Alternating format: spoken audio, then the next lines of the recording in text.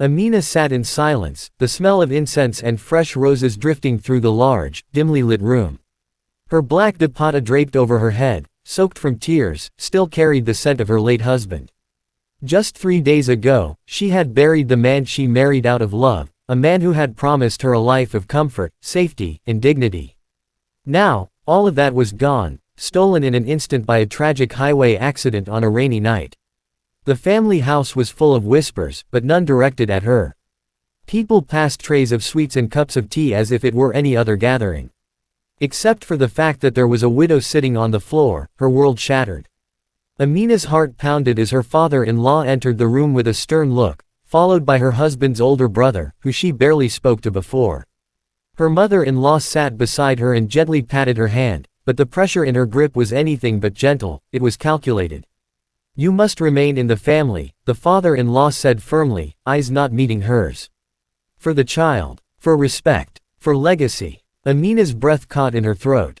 She looked up, confused. What was he saying? "Zion will be your husband now," he continued. "The nikah will happen soon." Amina's face went pale. Zion. Her brother-in-law. The same Zion who had been in a coma for nearly 5 months after a plane crash. The millionaire recluse who rarely appeared even in family photos. She stared at them in disbelief, heart pounding louder than the room's silence. Her voice trembled, "He's unconscious, how can I?" But there were no answers, only cold, decisive stares. In that moment, Amina realized that her grief wasn't an end, it was just the beginning of something far more unimaginable. The air inside the hospital chapel was unnaturally still, thick with a silence that even whispered prayers couldn't break. Soft candlelight flickered along the walls, casting long shadows that danced like ghosts. Amina stood at the altar, draped in a heavily embroidered red bridal dress, her face half covered by a sheer veil. Her hands trembled as they clutched a bouquet of marigolds, petals already wilting under the weight of her nervous grip. Every part of her body screamed that this wasn't right. Across from her, Zion lay on a hospital bed, brought into the chapel on a stretcher, dressed in a white sherwani. His chest rose and fell slowly, machines beeping softly beside him. A breathing tube rested near his mouth, his eyes shut, his body unresponsive. He looked peaceful, as if merely asleep, but Amina knew better. He wasn't here. He wasn't there. The imam, carefully avoiding eye contact with her, recited the verses. The words sounded distant, surreal, as if they belonged to someone else's life. Witnesses stood quietly, 2 uncles from the family, both tight-lipped and watching her with unreadable expressions. Her mother-in-law stood behind her, adjusting Amina's veil as though preparing her for a festive celebration rather than binding her to a man who couldn't speak, think, or even nod in agreement. "Amina bint Idris, do you accept Zion bin Saif as your husband?" The question echoed in her ears. Her lips parted, but no sound came. Her throat tightened. Her eyes flicked toward Zion, lifeless, unaware, unreachable. She had dreamed of her wedding day as a little girl, imagined laughter, love, and the warmth of a real partnership. And now, she was about to marry a man who didn't even know she existed in this way. A small nudge from her mother-in-law jolted her. A quiet whisper followed. "Say yes. It's for your child. It's for the family." Tears welled in her eyes as she whispered, barely audibly, "Kubul hai. I accept." The imam repeated the question 2 more times, and again she gave the same haunted response. With each utterance, she felt a part of herself slipping away, buried under the weight of duty, pressure, and fear. By the end, no one clapped. There was no music, no celebration. Just the silent rustle of silk, the hum of machines, and the sound of Amina's quiet weeping as she became a wife to a man who couldn't even say her name. The mansion stood like a fortress of silence, its grand halls echoing with a kind of emptiness that chilled Amina to the core. Each marble step she climbed felt heavier than the last, her bridal anklets now tucked away in a box, along with the dreams she had once carried into marriage. The walls were lined with portraits of powerful men, Zion included, smiling in happier times, unaware that the world they had built was now a prison for her.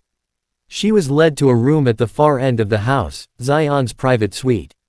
It smelled of cologne, old books, and antiseptic. The curtains remained drawn, allowing only slivers of sunlight to filter through. Zion lay in the center of the room, attached to machines that hummed and blinked with a quiet authority. His face was calm, almost peaceful, yet his body was still. The doctors came daily to check his vitals, but their updates never changed. No progress. No movement. Still unresponsive. Each morning, Amina sat beside him on a low-cushioned chair. She would greet him softly, unsure if he could hear her, and begin reading from the Quran or one of his favorite novels, a habit she learned from overhearing the staff say he used to enjoy literature. Her voice would tremble at times, especially when the silence pressed too hard, when the feeling of being invisible became unbearable. At night, after dinner alone in her room, she would return to him. Sometimes she brushed his hair, sometimes she adjusted his blanket or gently massaged his fingers in case some part of him remembered being touched. But mostly, she spoke. She told him about her day, how the garden was blooming, how the maids gossiped, how she had no idea what she was doing. With each passing day, the loneliness grew sharper. No one in the house spoke to her unless necessary. To them, she was a placeholder, a solution to a family problem. She wasn't a wife in the true sense, and she wasn't a widow either. She was something in between, floating in a strange space where her emotions didn't matter. But in the quiet of those nights, beside the unmoving form of the man she was now bound to, Amina began to speak more freely. She spoke of pain, of loss, of betrayal, of how she wished someone had asked her what she wanted. She confessed how trapped she felt, how afraid she was of the future. And though Zion never stirred, she continued talking, as if her words might find a home somewhere inside him. And in those moments, though she was alone, it was the only time she felt even remotely seen. It was a cloudy morning, the sky outside thick with gray, as if the world itself was unsure whether to rain or shine. Inside the mansion, everything was routine. The nurses had just completed their usual rounds. Amina entered Zion's room quietly, the door creaking softly behind her. She was carrying a small tray, dates, water, and a worn copy of a novel she had begun reading to him days ago. It was his favorite, she'd been told by one of the housemaids who used to clean his study. She settled into her usual place beside his bed, adjusting the loose scarf on her head. Zion looked as he always did, silent, still, unreachable. She sighed deeply, then opened the book and began reading aloud. Her voice was soft, slow, carrying emotion that had nowhere else to go. She had just reached a particularly emotional part of the story when something unusual happened. Her voice paused mid-sentence. She blinked. Did she imagine it? She leaned in slightly. His right hand twitched. Just a small, almost imperceptible movement of his index finger. Amina's breath caught in her throat. She stared, waiting, wondering if her eyes were playing tricks on her.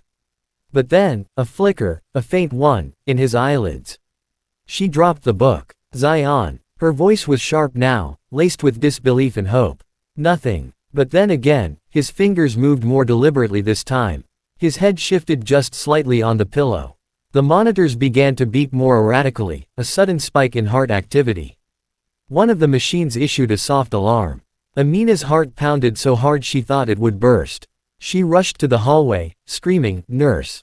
Doctor! Come quickly!" Within seconds, medical staff stormed the room. Amina was pushed gently aside as a team of nurses and a doctor surrounded Zion, checking his vitals, adjusting the IVs, shining lights into his eyes. Amina stood frozen at the wall, hands covering her mouth, tears welling uncontrollably. She watched as the doctor leaned in, speaking gently but firmly. "Zion, if you can hear me, blink once." Everyone leaned in. Zion blinked. A moment of stunned silence filled the room, broken only by the rising sound of machines confirming what eyes had just seen. Then, with immense effort, Zion's lips parted. A raspy sound escaped, a breath, a whisper. His mouth formed a word. Amina stepped forward, straining to hear. Was he calling her name? He blinked again, then again. The doctor turned to her, astonished. "He's waking up." The impact of those words hit her like thunder. Her legs felt weak beneath her. This man, her unconscious husband, was no longer a ghost haunting her nights, he was returning. But what would he remember? Would he know who she was? Would he understand the truth of their marriage? Tears streamed down her face, not just from relief, but from fear. Everything was about to change. Again. The room had changed. It no longer felt like the sanctuary of silence Amina had grown used to. Now, there was movement, nurses checking monitors more frequently, Doctors talking in low tones, machines responding to commands. But what changed the most was the man lying in the bed. Zion was no longer still. His eyes were open, tracking sounds, following motion. His fingers flexed slowly. His chest rose and fell with awareness. And then, the moment she dreaded and hoped for in equal measure, he turned his head and looked at her. His eyes, once known to be sharp and discerning, were now clouded with confusion and unfamiliarity. Amina froze under his gaze. She stood just at the edge of the bed, holding a tray with warm soup and medicine the doctor had asked her to offer. She had imagined this moment 1,000 times, prepared herself with lines to say, "I'm your wife. You've been unconscious. You're safe now." But nothing came out. Her voice had deserted her. Zion's lips parted. He struggled to speak, his throat still raw. The nurse helped him sit up slightly and gave him a sip of water. After a few painful attempts, he finally rasped, "Who is she?" The question cut through her like glass. The nurse looked at Amina, hesitant. "She's your wife, sir." Zion's expression changed, his brows furrowed, his lips parted in disbelief. He looked at her again, slower this time, as if trying to remember a face he'd never seen before. "My wife," he repeated, voice dry and disbelieving.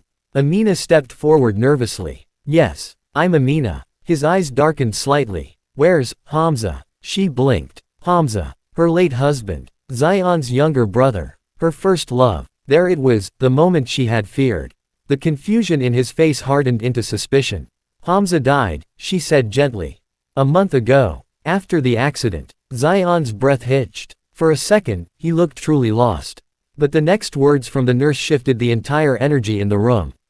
"You married Amina while you were still unconscious. It was arranged by the family." His eyes snapped toward her again, this time sharper, colder. "I was unconscious, and they married me off." His tone was hoarse but rising. "To you." Amina opened her mouth, but no words came. Zion leaned back, closing his eyes briefly, processing everything, the death of his brother, a marriage made without his consent, a stranger now in his room calling herself his wife.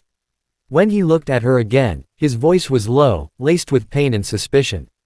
"Did you want this? Did you agree to marry a man in a coma?" Her lips quivered. She couldn't answer. Any response would sound wrong. He turned his face away.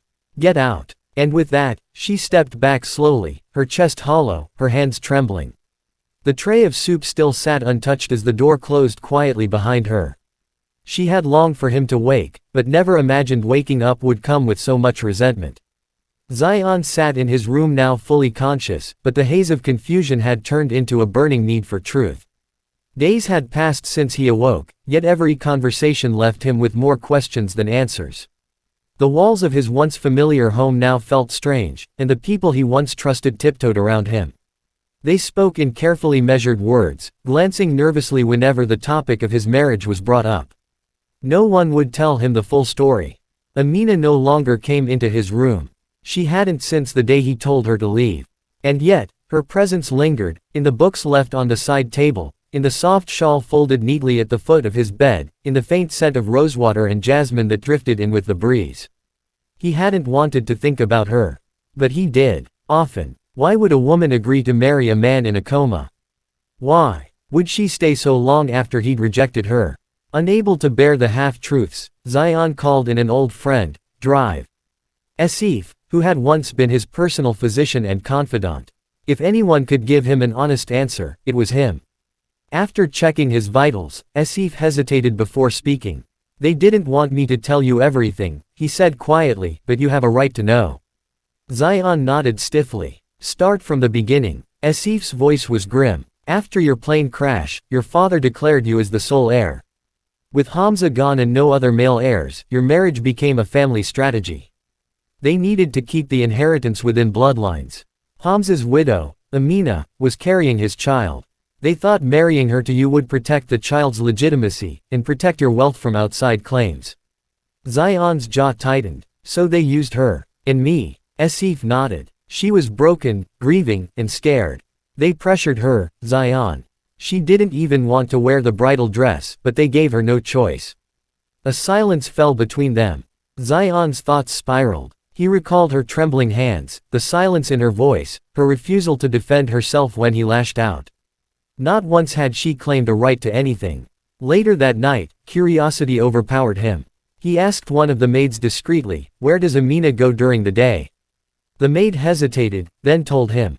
She often went to a small neighborhood clinic to volunteer, then visited the mosque nearby. Some days, she would sit at the orphanage with children, helping them read and eat. She never asked for anything, never spent a rupee from his accounts. The next day, Zion, with assistance, left the mansion quietly in a car, dressed in plain clothes. He watched her from a distance. She sat with a poor child, gently tying a loose shoelace, feeding him from a lunchbox. She laughed softly at his jokes, wiped his nose without flinching. No cameras, no pretense, no luxury. It hit him like a wave. This was no schemer. No gold digger. This was a woman who had lost everything, and yet gave whatever pieces she had left to others. Zion returned home silently, his heart heavy with guilt and questions. Who was Amina, really? And how much pain had she buried behind those quiet eyes? For the first time since he'd awoken, he wanted to know her. The next morning, Zion stood at the threshold of the garden, leaning lightly on a cane, watching the early sun cast gold over the dew-covered roses. The air was still cool, and the birds chirped as if unaware of the tension inside the mansion's walls. He had not asked for assistance today. He wanted to walk, slowly, painfully, but with purpose. He made his way toward the far side of the garden where Amina often sat in the early hours. He had observed her from his window a few times now, quietly reading, or sometimes just sitting with her hands on her lap, eyes closed, lost in thoughts. She was there now, seated on a stone bench beneath the bougainvillea tree, her scarf draped loosely over her head, her profile calm and composed. She didn't notice him approach until his cane tapped the gravel. She turned quickly, startled. Her expression shifted, first to confusion, then to caution. Slowly, she rose to her feet. "Zion, you're out of bed." "I needed air," he said simply, his voice softer than she had heard it before. She nodded slowly, unsure what to say. The silence between them lingered, not heavy this time, but waiting, like a breath held too long. Zion took another step forward. "You come here every day." Amina lowered her gaze. "It's quiet here." He nodded. "I've been watching you." He paused. "I've been trying to understand." She remained silent, fingers clutching the edge of her dupatta. He could see how she still braced herself for cruelty, from him, from the world, from life. "I didn't know what they did to you," he said after a long pause. "I thought you had something to gain. But now I see." His voice trailed off.